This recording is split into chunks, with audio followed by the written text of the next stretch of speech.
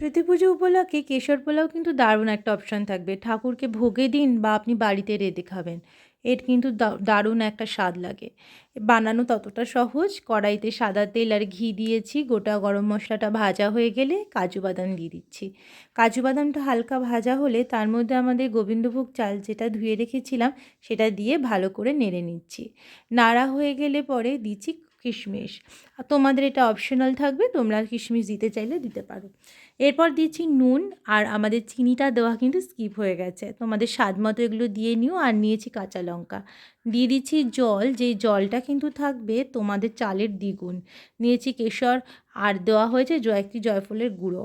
দিয়ে ভালো করে নেড়ে চেড়ে আমরা এখন ঢাকা দিয়ে রাখছি। মাঝখানে তোমরা একবার খুলে নেড়ে দিও। আমাদের দেখো ভাতটা হয়ে গেছে। কেশর পোলাও আমাদের একদমই রেডি। এটাকে একটুখানি ভালো করে খুন্তির মাথা দিয়ে নেড়ে দাও, তাহলে ঝরঝরে হয়ে যাবে। ঘি দিয়ে পরিবেশন করুন কেশর পোলাও।